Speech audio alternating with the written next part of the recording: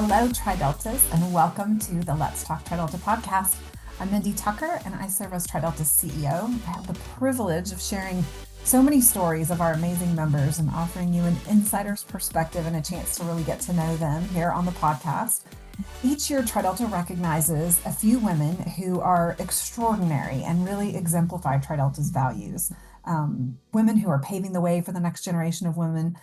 These are our Women of Achievement, and today I am thrilled to be able to introduce you to one of our 2025 Women of Achievement, fellow SMU Mustang from the same chapter as me, our Theta Kappa chapter at SMU, Karen Lynch Parkhill.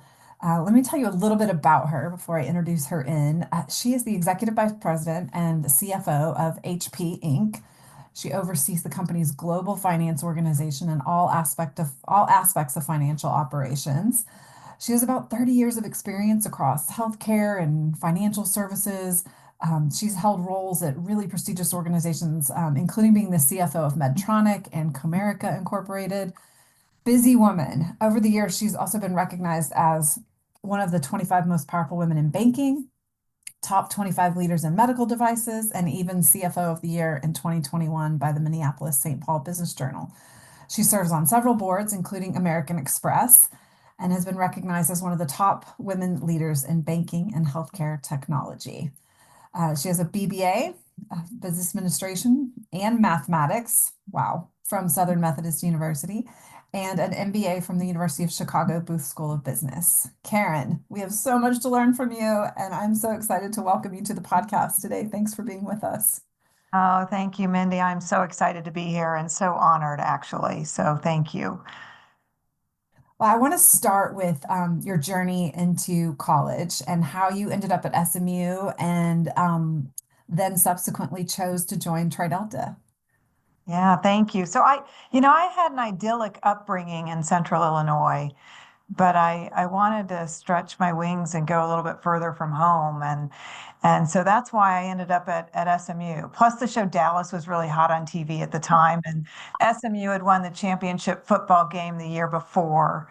But I'm thrilled that I picked SMU. It was an amazing 4 years and lifelong friendships from there.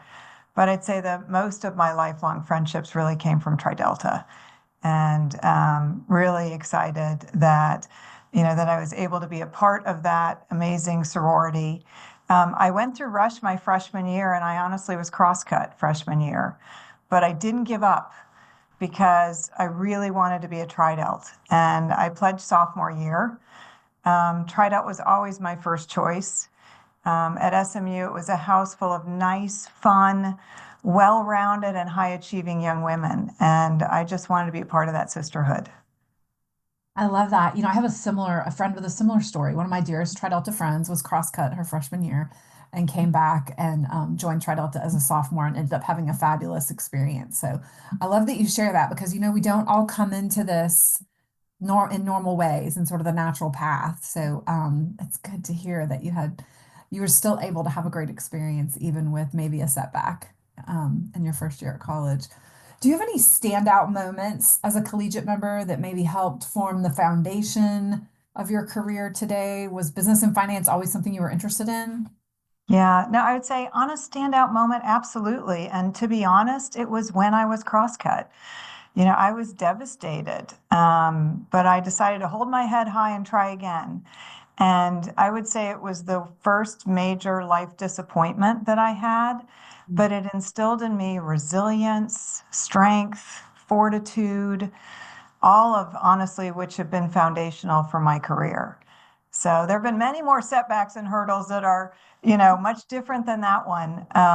But throughout my career and each time I face those setbacks, I regroup, I double down, and I ultimately work to prove that setback wrong. I love that. You're right. Life is full of challenges and hurdles and setbacks, and you only get the strength to go through them by going through them. You have to sort of live them to grow. Honestly, a gift. They're a gift in certain Yeah, ways. yeah, they are. So, were you always interested in business and finance? Oddly enough, I started at SMU in pre-med. My dad was a doctor. I was going to follow in his footsteps. It was really what I knew. Um, But I'd say, despite the fact that medicine is an amazing and admirable career, when I was being totally honest with myself, I had to admit that I didn't love being around blood or sick people.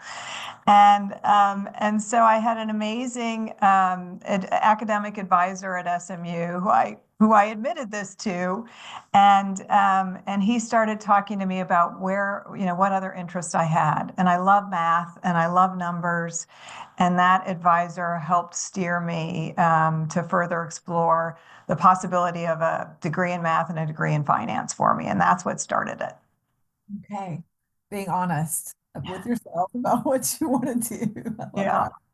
that. Do you have any lessons learned from your Tri Delta experience that you've carried into your career, your approach to business? Oh, for sure, for sure. I'd say first and foremost, lean on your sisters. I often give advice to others on self-confidence, as I do believe it's one of the most important ingredients to success. And I would say, especially early in my career, I struggled with doubt, which is obviously the opposite of self-confidence. And so I now share with other women how important confidence is, and how when you feel it slipping is actually when you need it the most. And there's no better antidote to get it back into you than to spend time with your cherished girlfriends and have them pump it back into you. And so, I'd say lean on your sisters, lean on your girlfriends, especially when you feel your self-confidence slipping. That's so funny. One of the threads I will point out from almost every interview I do on the podcast is I didn't believe I could, but my sister signed me up, or my Tri Delta sister encouraged me to do this, or they saw something in me, or they nominated me. And it's so true. It's such a common thread that is so important to us. That's what we do for each other. That's part of our sisterhood is lifting Absolutely. up, encouraging, and giving the confidence when it's not there. Yeah, absolutely. Yeah, I love that. So let's talk a little bit about your career journey. You've had such an impressive path.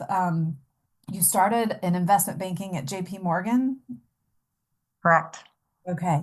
And then tell me how you sort of made the transition. What do you think the keys have been for you growing and succeeding sort of into different positions and into different roles? Yeah, I would say some of the keys to success are really staying true to myself and working for companies that enabled me to be who I am. When I started my career back in the late 80s, I was given a coffee mug that was keys to a successful businesswoman. And there were three things on that coffee mug: dress like a woman, act like a man, and work like a dog. And I'd say they got two out of the three right: dress like a woman and work like a dog. But I never acted like a man, and I never will. And, I'd say being true to yourself and who you are is really important. And, joining organizations that enable you to be true to yourself. I would say investment banking, where I spent the first 20 years of my career, is not an easy path. But ensuring that you're at an organization, and I chose to join JP Morgan, where I didn't have to act like a man. And I could still be successful with who I am. And I think that's super important. And another key to success is always, grit and resilience during tough times. We all have them. And never giving up is super important, I think. Yeah. I'm glad you called that out. I think so many times we see people in leadership positions, especially if you're a woman, you're seeing a man in a leadership position, and you think you have to step in and be that, and rather than stepping in and just being yourself. So I think that's great advice. What challenges have you hit along the way? I'm often in my career have been the only woman in the room.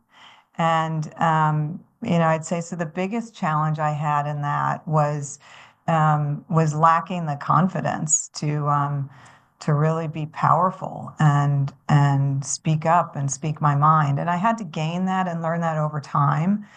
And I think that, just being a woman is super powerful.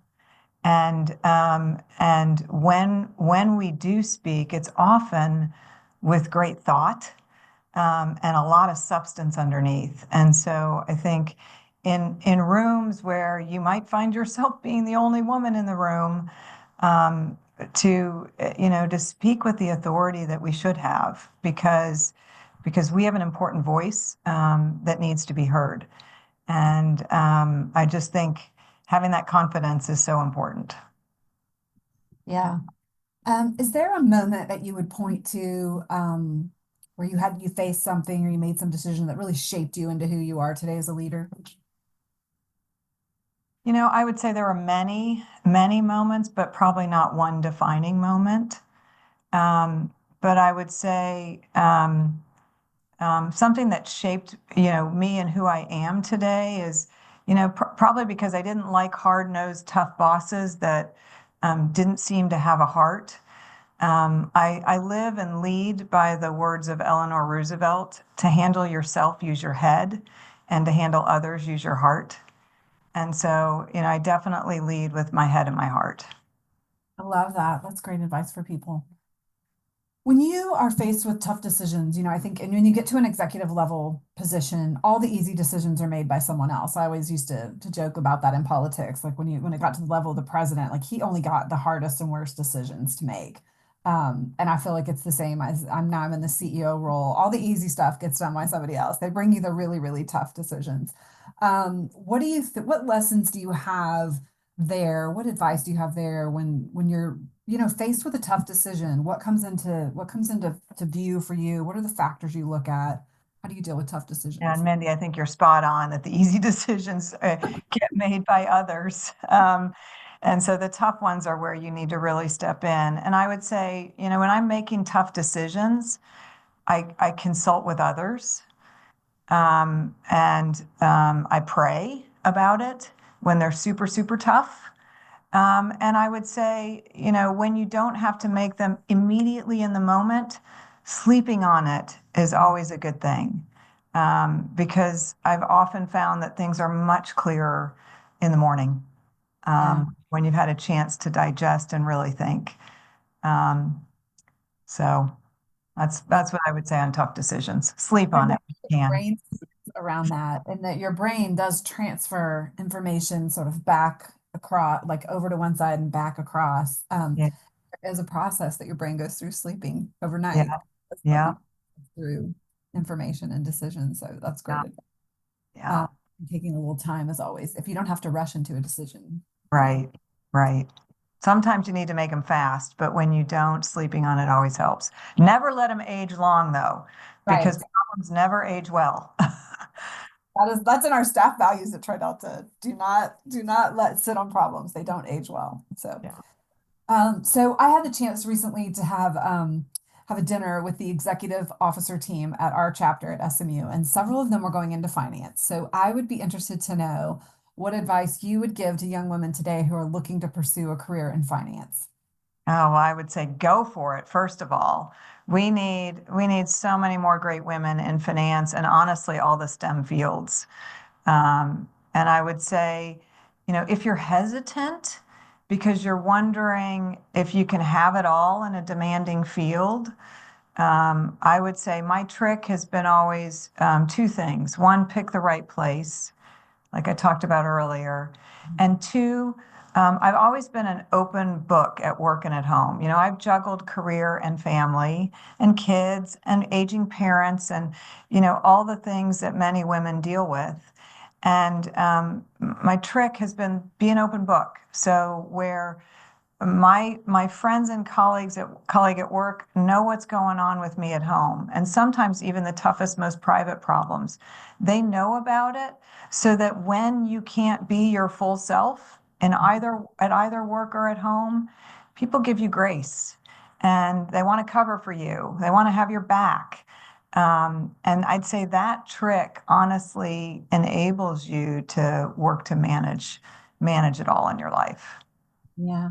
It's great to hear you say that. I don't think all cultures are set up for that. We do that at Tri Delta. Like we're all people first, and we've got families and kids and things, and all of that's going to affect your work. I love that you have that culture mindset. And I think it's really important to women in general because we do have so much on our plates that we're Yeah, juggling. Right. agreed. And I think when we share what's going on, it makes us real, it makes us authentic, and people want to help us. Yeah, I agree.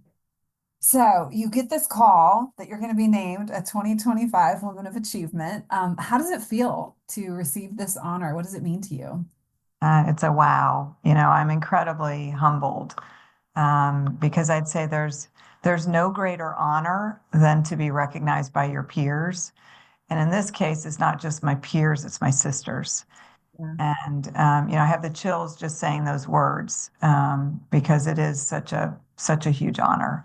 Thank you, Mindy. Oh, we are just excited to celebrate you and all of your accomplishments. I'm curious what Tri Delta looks like in your life today. How do you keep in touch with sisters? Is it still part of your life? Yeah, absolutely. I would say my best and lifelong friends are many of my Tri Delta sisters. They're the ones who make me smile, make me laugh, keep me grounded, keep me pushing for the stars, but humble me when I need to be humbled. They're just so special. And so I'd say my favorite times, especially over the last 10 years, have been when we can gather and be together.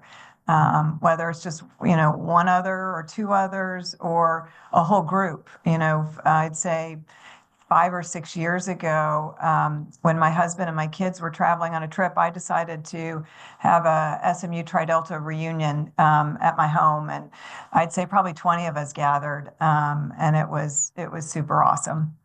That's terrific. I Yeah, love that. I hear so many stories like that of people that just still every year get together and they're connected to that group that they joined with. Such a special friendship. yeah, for sure.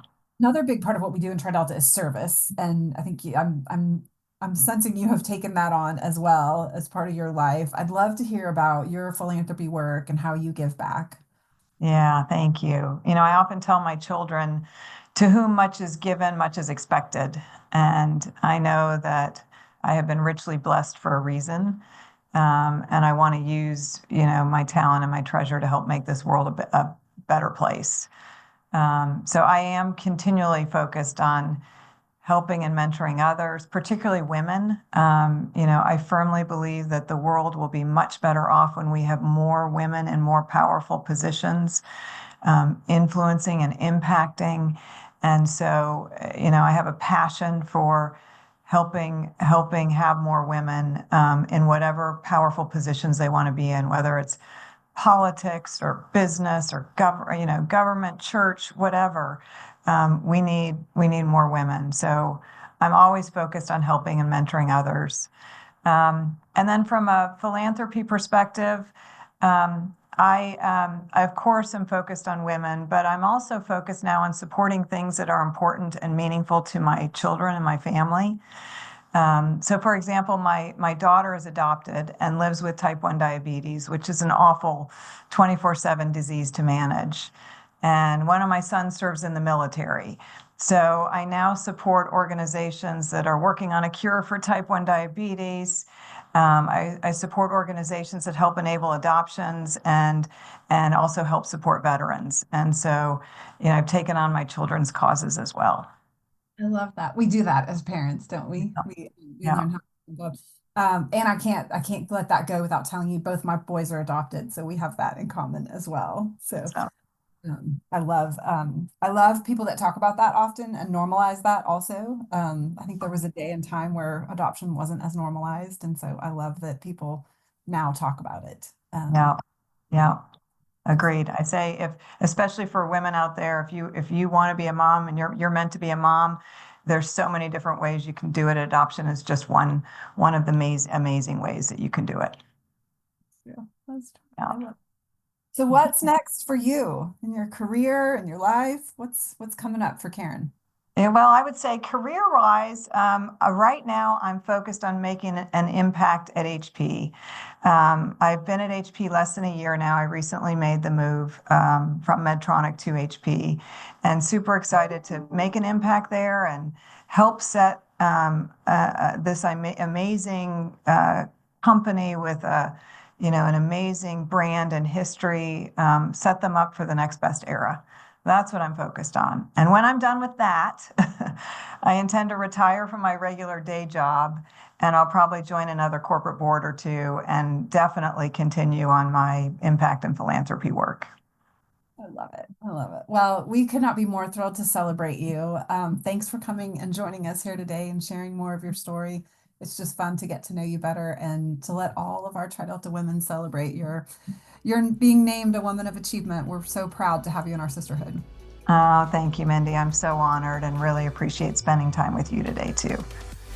So many thanks to Karen. Love having her here with us today. You may know of an impressive woman like Karen that you want to recognize from Tri Delta, and you can do that by submitting a nomination for a Distinguished Delta on the website. We have a Distinguished Deltas page. You can go there and figure out how to do that. We hope you will like, subscribe, and rate our podcast. We have 3 stars in our crescent, but we love those 5-star ratings. Thanks for joining us today. Until next time, Delta Love.